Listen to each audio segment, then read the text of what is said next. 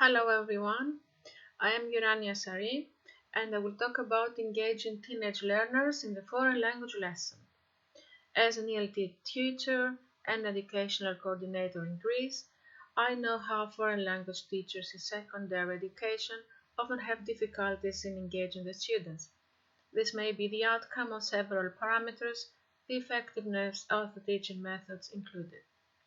There are many cases where teachers have little or no control over the teaching material that may not cover the learner's needs or match the teacher's personality and may even lack sufficient relevance to the current sociocultural situation.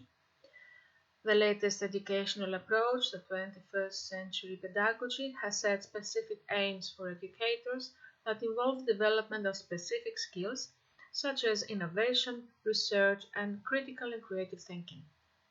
Therefore, the need to support the lesson with material that is relevant, useful, and enjoyable emerges. Today, I will present a framework for designing lessons that engage teenage learners as they investigate and develop their multiple identities and shape their worldview. Using the tools provided by Student-Centered Pedagogy, the latest version of the Common European Framework of Reference for Languages, and Bloom's taxonomy, I will present examples of learner-centered activities that promote differentiation of learning, cooperation, critical and creative thinking skills, and the proper use of ICT tools.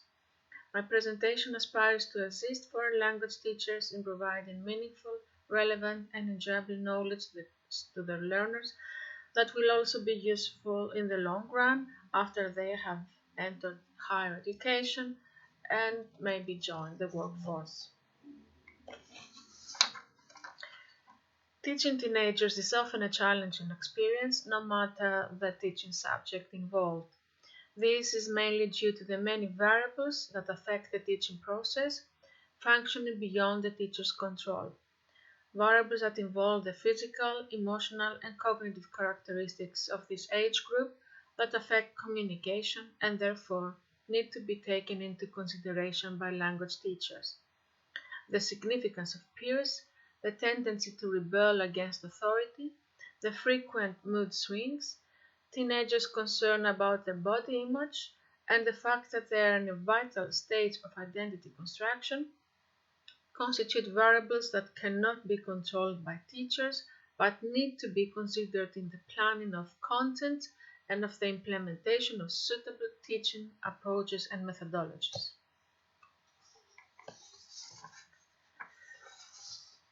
Our proposed framework for student engagement adopts Ablas and Farman's definition of student engagement as a condition of emotional, social, and intellectual readiness to learn, characterized by curiosity, participation, and the drive to learn more.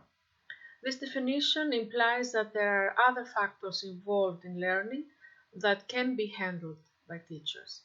Viewing learning as a self-reflection process, Fonseca and Toscan add the affective factors involved: motivation, language aptitude, a teaching climate that fosters the development of self-confidence, the feeling of belonging, physical and emotional security, goal setting, challenging activities, and the teacher's role as a facilitator. This might also lead to the effective handling of disruptive behavior during the language lesson, as such behavior may be the result of boredom or the student's failure to meet the learning aims and even the teacher's attitude while responding to mistakes. This framework approaches the issue by focusing on what teachers can control. For example, we can control the content of our lessons by designing suitable activities or transforming those included in the coursebook. We can control the teaching methodology, the material, and the tools that we can add to the syllabus.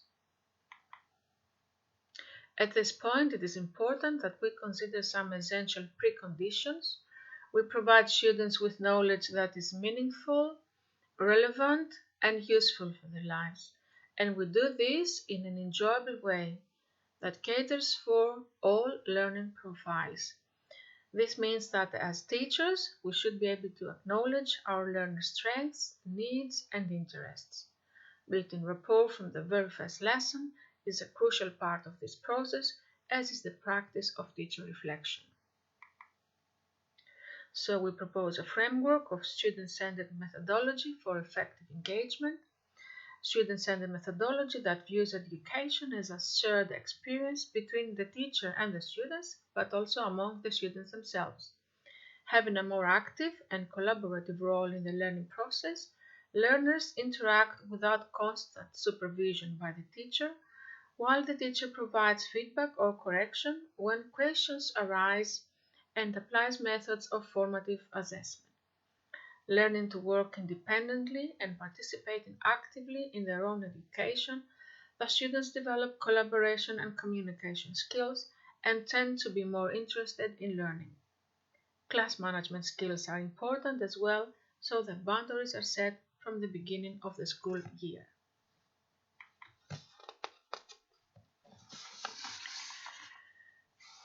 In order to achieve effective engagement, our proposed framework encompasses the following practices of student-centered methodology.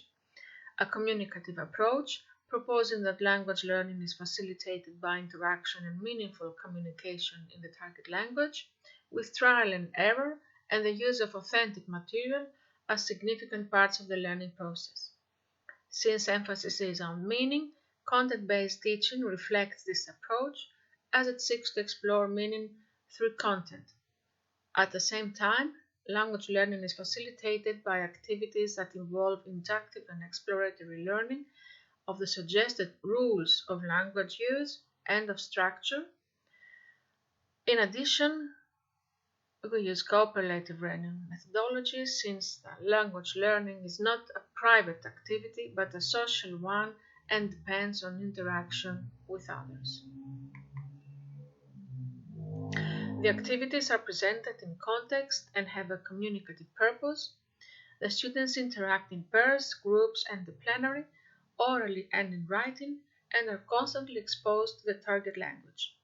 The classroom becomes a community where students learn through collaboration and exchange. However, the teacher needs to consider that each student moves at different rates and has different needs and motivations for language learning. This is why differentiation of instruction is considered significant if we are to engage our students in what we want them to learn. A classroom environment that is conducive to language learning and provides opportunities for students to use language and reflect on the learning is important. Communication skills are developed in connection with grammatical development. Therefore, grammar is not taught individually but often arises from a communication activity.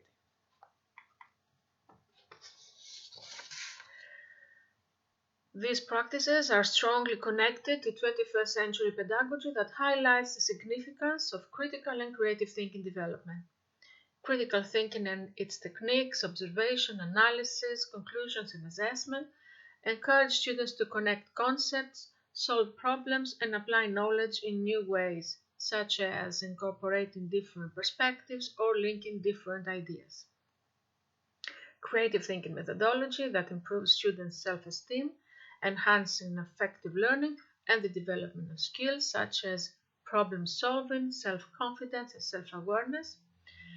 A creative classroom is actually a collaborative learning community where curiosity and problem solving are encouraged, and there are different ways of enhancing creativity, such as using the senses and out-of-the-box activities that develop divergent thinking. Experiential creativity is another way to engage teenage learners, such as the one-pager method and the approach of blackout poetry. Alternatively, students can create a collage or brochure or digital poster on the topic of the lesson or of the whole unit, using pictures, art, excerpts of text, and pieces of text. Students can also create their own poems and maybe haiku poems on a theme, write their own stories, even use digital storytelling tools, or add captions to images. Of course, activities become more appealing when they involve popular songs, art, and drama, depending on the students' suggestions and learning profiles.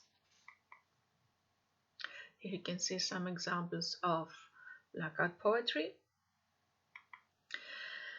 Goal setting for language development constitutes a significant part of our framework.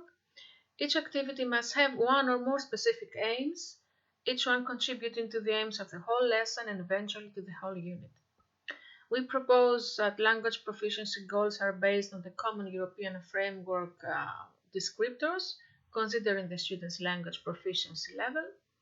In addition, we recommend Bloom's taxonomy as an effective tool that has helped teachers set clear learning goals with measurable results. And finally, we propose student flexibility as a teaching practice, using subtopics based on our students' interests. Learning goals may also involve digital competence. Therefore, we propose the involvement of ICT in the language lesson so that learners develop skills that enable them to manage and create digital content, to communicate and collaborate through digital technologies, and understand issues related to personal data protection and copyright restrictions. And how do all these come together? How can they be combined in order to design engaging foreign language lessons? The following grids present indicative combinations of all the elements mentioned above, aiming at engaging teenage students to the foreign language lesson. Here, for example, we can see at the stage of introducing the topic, we can have brainstorming activities, activating previous knowledge, relating content to personal experience, with strategies such as creating word clouds, concept maps, categorizing vocabulary, and the CFR descriptors here come from the oral interaction skill, whereas for the strategies of discussing content of images, matching images to ideas, or narrating personal experiences, we have CFR descriptions coming from the oral production skill and some indicative Bloom taxonomy verbs.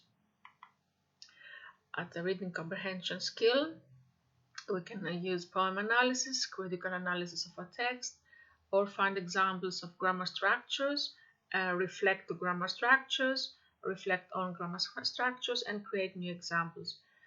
We can use strategies such as poem analysis, visual representation of information with, for example, blackout poetry, or creating a comic strip, or presenting main ideas in a web with sketch notes.